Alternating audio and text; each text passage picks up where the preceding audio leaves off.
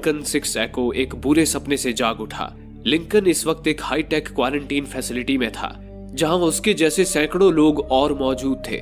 उन्हें बताया गया था कि बाहर की दुनिया पूरी तरह से प्रदूषित हो चुकी है। हवा में मौजूद जहरीली गैसों ने धरती से लगभग सारे जीव जंतुओं का अंत कर दिया है।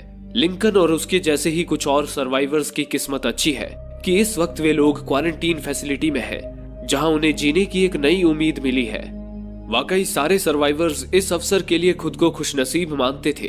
हालांकि वहां उनकी जिंदगी कड़े नियम और कायदों के बोझ तले दबी हुई थी, पर फिर भी वे हंसी खुशी उस फैसिलिटी में अपना जीवन बिता रहे थे। हर सर्वाइवर्स की सुबह की शुरुआत हेल्थ चेकअप से होती थी। उनके हाथों में एक खास तरह के ब्रेसलेट लगाए गए थे, जो पल पल उनकी शारीरिक गतिविधियों पर नजर रखते थे। उनके फिटनेस पर इतना जोर दिया जाता था कि वे लोग खाना भी अपने पसंद का नहीं खा सकते थे। उन्हें उनके हेल्थ के मुताबिक ही खाना दिया जाता था। ऐसी किल्लत भरी जिंदगी में केवल एक उम्मीद उनका हौसला बनाए रखती थी। वो उम्मीद की किरण थी द आइलैंड। बताया जाता था कि अब केवल वो आइलैंड दुनिया में एकमात्र रहने लायक जगह बची है, इसलिए उस आइलैंड पर जाना हर सर्वाइवर का सपना था। लेकिन कोई किस्मत वाला इंसान ही उस आइलैंड पर जा सकता था।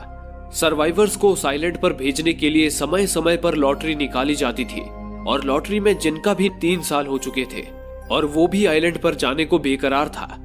आज की सुबह एक बार फिर लॉटरी निकाली गई, लेकिन इस बार लॉटरी में स्टार्क वेदर नामक एक आदमी की किस्मत जागी थी, जबकि उसे फैसिलिटी में आए 6 महीने ही हुए थे और उसे अब आइलैंड भेजा जाने वाला था। लिंकन और उसके साथ मौजूद पुराने सर्वाइवर्स को यह जानकर बड़ी निराशा हुई। इसी के साथ लिंकन कैफेटेरिया में आया, जहां अपनी best friend Jordan to Delta से मिलकर उसकी निराशा दूर हो गई। उस फैसिलिटी में